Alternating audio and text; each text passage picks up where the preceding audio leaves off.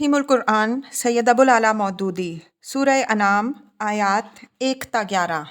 اعوذ باللہ من الشیطان الرجیم بسم اللہ الرحمن الرحیم۔ الحمد للہ الذی خلق السماوات والارض۔ ترجمہ: تعریف اللہ کے لیے ہے جس نے زمین اور آسمان بنائے۔ وجعل الظلمات والنور۔ ترجمہ: روشنی اور تاریکیاں پیدا کیں۔ ثم الذین کفروا بربہم یعدلون۔ ترجمہ: پھر بھی وہ لوگ جنہوں نے دعوت حق کو ماننے سے انکار کر دیا ہے دوسروں کو اپنے رب کا ہمسر ٹھہرا رہے ہیں۔ تفسیر: یاد رہے کہ مخاطب وہ مشرکین عرب ہیں جو اس بات کو تسلیم کرتے تھے کہ زمین و آسمان کا خالق اللہ ہے، وہی دن نکالتا ہے اور رات لاتا ہے، اور اسی نے آفتاب و ماہتاب کو وجود بخشا۔ ان میں سے کسی کا بھی یہ عقیدہ نہ تھا کہ یہ کام لات یا حبل یا عزا یا کسی اور دیوی یا دیوتا کے ہیں، اس لیے ان کو خطاب کرتے ہوئے فرمایا جا رہا ہے کہ نادانو، جب تم خود یہ مانتے ہو کہ زمین و آسمان کا خالق اور گردش لیل و نہار کا فاعل اللہ ہے، تو یہ دوسرے کون ہوتے ہیں کہ ان کے سامنے سجدے کرتے رہو، نذریں اور نیازیں چڑھاتے رہو، دعائیں مانگتے رہو اور اپنی حاجتیں پیش کرتے رہو۔ روشنی کے مقابلے میں تاریکیوں کو بصیغہ جمع بیان کیا گیا ہے کیونکہ تاریکی نام ہے عدم نور کا، اور عدم نور کے بے شمار مدارج ہیں، اس لیے نور واحد اور تاریکیاں بہت ہیں۔ وَهُوَ الَّذِي خَلَقَكُم مِّن طِينٍ۔ ترجمہ: وہی ہے جس نے تم کو مٹی سے پیدا کیا۔ تفسیر: انسانی جسم کے تمام اجزاء زمین سے حاصل ہوتے ہیں، کوئی ایک ذرہ بھی اس میں غیر اراضی نہیں ہے، اس لیے فرمایا کہ تم کو مٹی سے پیدا کیا گیا ہے۔ ثم قضى اجلا۔ ترجمہ: پھر تمہارے لیے زندگی کی ایک مدت مقرر کر دی۔ وَأَجَلٌ مُّسَمًّى عِندَهُ۔ ترجمہ: اور ایک دوسری مدت اور بھی ہے جو اس کے ہاں طے شدہ ہے۔ تفسیر: یعنی قیامت کی گھڑی جب کہ تمام اگلے پچھلے انسان از سر نو زندہ کیے جائیں گے اور حساب دینے کے لیے اپنے رب کے سامنے حاضر ہوں گے۔ ثم انتم تمترون۔ ترجمہ: مگر تم لوگ ہو کے شک میں پڑے ہوئے ہو۔ وَهُوَ اللَّهُ فِي السَّمَاوَاتِ وَفِي الْأَرْضِ۔ ترجمہ: وہی ایک خدا ہے آسمانوں میں بھی اور زمین میں بھی۔ یعلم سرکم وجہرکم ویعلم ما تکسبون۔ ترجمہ: تمہارے کھلے اور چھپے سب حال جانتا ہے، اور جو برائی یا بھلائی تم کماتے ہو اس سے بھی خوب واقف ہے۔ وما تأتیہم من آیۃ من آیات ربہم الا کانوا عنہا معرضین۔ ترجمہ: لوگوں کا حال یہ ہے کہ ان کے رب کی نشانیوں میں سے کوئی نشانی ایسی نہیں جو ان کے سامنے آئی ہو اور انہوں نے اس سے منہ نہ موڑ لیا ہو۔ فَقَدْ كَذَّبُوا بِالْحَقِّ لَمَّا جَاءَهُمْ۔ ترجمہ: چنانچہ اب جو حق ان کے سامنے آیا تو اسے بھی انہوں نے جھٹلا دیا۔ فَسَوْفَ يَأْتِيهِمْ أَنبَاءُ مَا كَانُوا بِهِ يَسْتَهْزِئُونَ۔ ترجمہ: اچھا، جس چیز کا وہ اب تک مذاق اڑاتے رہے ہیں ان قریب اس کے متعلق کچھ خبریں انہیں پہنچیں گی۔ تفسیر: اشارہ ہے ہجرت اور ان کامیابیوں کی طرف جو ہجرت کے بعد اسلام کو پے در پے حاصل ہونے والی تھیں۔ جس وقت یہ اشارہ فرمایا گیا تھا اس وقت نہ کفار یہ گمان کر سکتے تھے کہ کسی قسم کی خبریں انہیں پہنچنے والی ہیں، اور نہ مسلمانوں ہی کے ذہن میں اس کا کوئی تصور تھا، بلکہ نبی صلی اللہ علیہ وسلم خود بھی آئندہ کے امکانات سے بے خبر تھے۔ أَلَمْ يَرَوْا كَمْ أَهْلَكْنَا مِنْ قَبْلِهِمْ مِنْ قَرْنٍ مَّكَّنَّاهُمْ فِي الْأَرْضِ مَا لَمْ نُمَكِّن لَكُمْ۔ ترجمہ: کیا انہوں نے دیکھا نہیں کہ ان سے پہلے کتنی ایسی قوموں کو ہم ہلاک کر چکے ہیں جن کا اپنے اپنے زمانے میں دور دورہ رہا ہے، ان کو ہم نے زمین میں وہ اقتدار بخشا تھا جو تمہیں نہیں بخشا۔ وَأَرْسَلْنَا السَّمَاءَ عَلَيْهِمْ مِدْرَارًا۔ ترجمہ: ان پر ہم نے آسمان سے خوب بارشیں برسائیں۔ وَجَعَلْنَا الْأَنْهَارَ تَجْرِي مِن تَحْتِهِمْ۔ ترجمہ، اور ان کے نیچے نہریں بہا دیں۔ فَأَهْلَكْنَاهُمْ بِذُنُوبِهِمْ وَأَنشَأْنَا مِن بَعْدِهِمْ قَرْنًا آخَرِينَ۔ ترجمہ، مگر جب انہوں نے کفران نعمت کیا تو آخر کار ہم نے ان کے گناہوں کی پاداش میں انہیں تباہ کر دیا اور ان کی جگہ دوسرے دور کی قوموں کو اٹھایا۔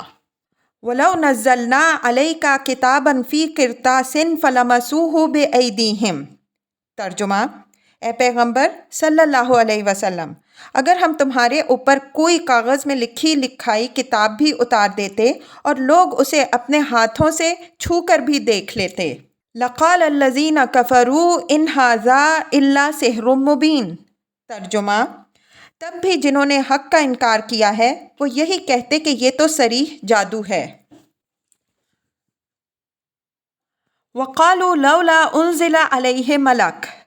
ترجمہ، کہتے ہیں کہ اس نبی پر کوئی فرشتہ کیوں نہیں اتارا گیا۔ تفسیر، یعنی جب یہ شخص خدا کی طرف سے پیغمبر بنا کر بھیجا گیا ہے تو آسمان سے ایک فرشتہ اترنا چاہیے تھا جو لوگوں سے کہتا کہ یہ خدا کا پیغمبر ہے، اس کی بات مانو ورنہ تمہیں سزا دی جائے گی۔ جاہل معترضین کو اس بات پر تعجب تھا کہ خالق ارض و سما کسی کو پیغمبر مقرر کرے اور پھر اس طرح اسے بے یار و مددگار، پتھر کھانے اور گالیاں سننے کے لیے چھوڑ دے۔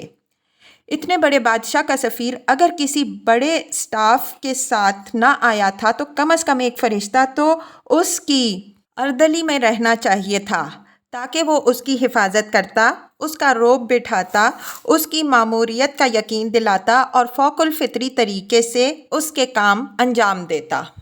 وَلَوْ أَنزَلْنَا مَلَكًا لَقُضِيَ الْأَمْرُ ثُمَّ لَا يُنظَرُونَ۔ ترجمہ، اگر کہیں ہم نے فرشتہ اتار دیا ہوتا تو اب تک کبھی کا فیصلہ ہو چکا ہوتا، پھر انہیں کوئی مہلت نہ دی جاتی۔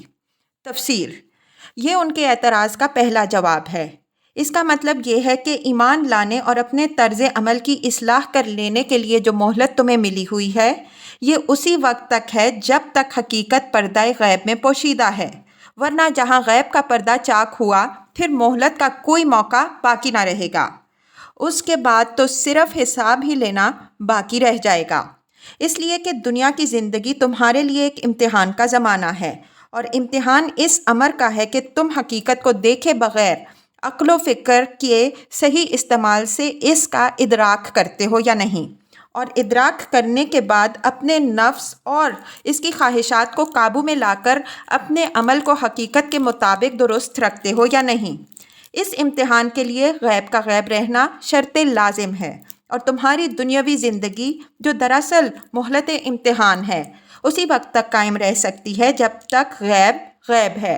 جہاں غیب شہادت میں تبدیل ہوا یہ مہلت لازماً ختم ہو جائے گی اور امتحان کے بجائے نتیجہ امتحان نکلنے کا وقت آ پہنچے گا۔ لہٰذا تمہارے مطالبے کے جواب میں یہ ممکن نہیں ہے کہ تمہارے سامنے فرشتے کو اس کی اصلی صورت میں نمایاں کر دیا جائے، کیونکہ اللہ تعالیٰ ابھی تمہارے امتحان کی مدت ختم نہیں کرنا چاہتا۔ وَلَوْ جَعَلْنَاهُ مَلَكًا لَجَعَلْنَاهُ رَجُلًا وَلَلَبَسْنَا عَلَيْهِمْ مَا يَلْبِسُونَ۔ ترجمہ، اور اگر ہم فرشتے کو اتارتے تب بھی اسے انسانی شکل ہی میں اتارتے اور اس طرح انہیں اسی شبہے میں مبتلا کر دیتے جس میں اب یہ مبتلا ہیں۔ تفسیر، یہ ان کے اعتراض کا دوسرا جواب ہے۔ فرشتے کے آنے کی پہلی صورت تو یہ ہو سکتی تھی کہ وہ ان لوگوں کے سامنے اپنی اصلی غیبی صورت میں ظاہر ہوتا، لیکن اوپر بتا دیا گیا کہ ابھی اس کا وقت نہیں آیا۔ اب یہ دوسری صورت یہ باقی رہ گئی کہ وہ انسانی صورت میں آئے۔ اس کے متعلق فرمایا جا رہا ہے کہ اگر وہ انسانی صورت میں آئے تو اس کے مامور من اللہ ہونے میں بھی تم کو وہی اشتباہ پیش آئے گا جو محمد صلی اللہ علیہ وسلم کے مامور من اللہ ہونے میں پیش آ رہا ہے۔ وَلَقَدِ اسْتُهْزِئَ بِرُسُلٍ مِّن قَبْلِكَ۔ ترجمہ، اے محمد صلی اللہ علیہ وسلم، تم سے پہلے بھی بہت سے رسولوں کا مذاق اڑایا جا چکا ہے۔ فَحَاقَ بِالَّذِينَ سَخِرُوا مِنْهُم مَّا كَانُوا بِهِ يَسْتَهْزِئُونَ۔ ترجمہ، مگر ان مذاق اڑانے والوں پر آخر کار وہی حقیقت مسلط ہو کر رہی جس کا وہ مذاق اڑاتے تھے۔ قُلْ سِیرُوا فِی الْأَرْضِ ثُمَّ انظُرُوا کَیْفَ کَانَ عَاقِبَۃُ الْمُکَذِّبِینَ۔ ترجمہ: ان سے کہو ذرا زمین میں چل پھر کر دیکھو جھٹلانے والوں کا کیا انجام ہوا۔ تفسیر: یعنی گزری ہوئی قوموں کے آثار قدیمہ اور ان کے تاریخی افسانے شہادت دیں گے کہ صداقت و حقیقت سے منہ موڑنے اور باطل پرستی پر اصرار کرنے کی بدولت کس طرح یہ قومیں عبرتناک انجام سے دوچار ہوئیں۔